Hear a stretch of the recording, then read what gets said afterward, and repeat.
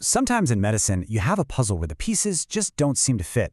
A weak heart, muscles that are always tired, an immune system that just can't seem to fight back. For a long, long time, doctors saw these as totally separate tragedies. Well, this is the story of how one doctor's gut feeling connected them all, and in doing so, uncovered the untold story of Barth syndrome. So what is the connection here? You've got a heart that's failing, muscles that just give out, and an immune system that can't protect the body. And when these things show up together, almost always in young boys, often brothers or cousins, you have to think, that's not just a coincidence. No way. It's a clue that points to a much, much deeper problem. So let's go back in time. We're in the Netherlands in the early 1980s. Our story really begins inside a quiet pediatric clinic. It's there that a doctor named Peter Barth started noticing something, a pattern in his young patients. A pattern that was both strangely consistent and, honestly, pretty heartbreaking. So, Dr. Barth started putting the pieces together. He was seeing these young boys, one after another, with hearts that were just too weak to pump right. Their muscles were always exhausted, and their immune systems, they were so weak the boys were vulnerable to constant, severe infections. But here was the biggest clue of all. It was only happening to boys, and only within the same families. Their sisters, their mothers, perfectly healthy. This was something more than just bad luck. Now, at the time, the medical world was treating these as totally separate issues. A heart problem over here, a muscle weakness over there. But Dr. Barth, he had a different idea. He was convinced that a single hidden enemy was behind it all. The condition's first name was, well, it was a bit of a mouthful, and purely descriptive. Cardiomyopathy with neutropenia. All cardiomyopathy means is heart muscle disease, and neutropenia just means you don't have enough infection-fighting cells. So the name described what was happening, but it didn't give any clues as to why. And this was the breakthrough moment. The realization that this wasn't three different problems. It was one single, system-wide power failure. And that shift in thinking was absolutely revolutionary. Instead of just chasing individual symptoms, doctors could finally start looking for the one switch that had been turned off. The big question became, what was cutting the power? Well, the answer wasn't in some big organ, it was deep inside our cells, with these tiny little things called mitochondria.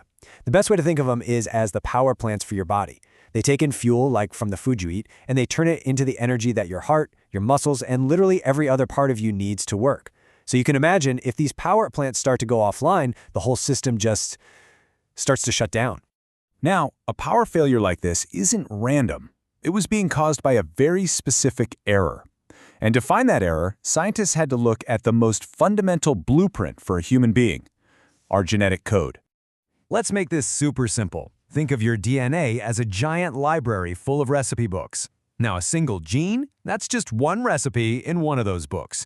And a mutation? Well, that's just a typo in the recipe. But it's a typo that has the power to change absolutely everything. And in Barth syndrome, scientists tracked that typo down to one specific gene. It's called the TAS gene. This tiny little error is the source of the entire power failure. And that one typo sets off this devastating chain reaction, like dominoes falling. The error in the TAS gene means the body can't make a really important protein. Without that protein, a special kind of fat called cardiolipin can't be built correctly. Now, this fat is basically the structural glue that holds our mitochondria together. Without it, the power plants become leaky, they fail, and they starve the heart, the muscles, and the immune system of the energy they so desperately need. But, this brings us right back to that first clue from Dr. Barth's clinic. Why was this happening almost exclusively to boys? What was going on there? Well, the answer is in our chromosomes. It turns out the TAS gene is located on the X chromosome. Females, as you know, have two X chromosomes. So if one of them has the typo, they've got a healthy backup copy on the other X that can step in and do the job. They become what's called a healthy carrier.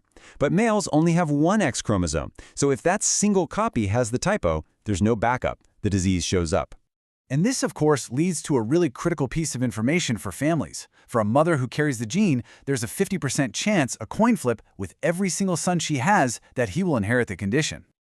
So knowing the cause is, of course, the first huge step. The next is figuring out how to live with what is essentially a constant, low battery. So what does managing Barth syndrome look like today? The strategy is really threefold. For the heart, there are special medicines to help it pump more efficiently, although in some severe cases, a heart transplant is the only real option. For the immune system, there are injections that can help boost the production of those crucial infection-fighting cells. And for energy, special diets that provide a really slow, steady release of fuel, like cornstarch, can make a huge difference in just getting through the day. But just managing symptoms isn't the end of the story, not even close. The most exciting chapter is actually being written right now, in labs that are focused on, believe it or not, rewriting the genetic code itself. And this is a massive shift in how we think about genetic conditions. The goal isn't just to put a patch on the symptoms anymore. It's to go right to the source and actually fix the engine. One of the most promising ideas out there is gene therapy. The concept is just incredible. First, scientists create a perfect, healthy, typo-free copy of that TAZ gene. Then, they use a harmless virus, sort of like a microscopic delivery truck, to carry this correct instruction into the body's cells. Once it's inside, the cells can finally start building the right protein, which allows the mitochondria, those little power plants, to start repairing themselves and get back online. It's amazing stuff. And you know, this really brings our story full circle. The journey to understand Barth syndrome didn't start with some high-tech machine or in a fancy lab. It started with the curiosity and the incredible patience of a doctor who was simply willing to look twice, to see a pattern where everyone else just saw chaos. If you believe in the power of understanding these kinds of stories, please help us share more of them. It's as simple as liking, subscribing, and following us here at the GenaLens channel. If you want to dive deeper, you can always explore more at our website, genalens.app. And for families who are looking for support and a community that understands, organizations like Rare Disorders Kenya are just an invaluable resource. Please remember, you are not alone on this journey. And that leaves us with one last thought. From a single doctor's observation all the way to the frontier of gene therapy, the story of Barth syndrome really shows us that a diagnosis is just one chapter. It's never the whole book. And the question that remains is, what will the next one say?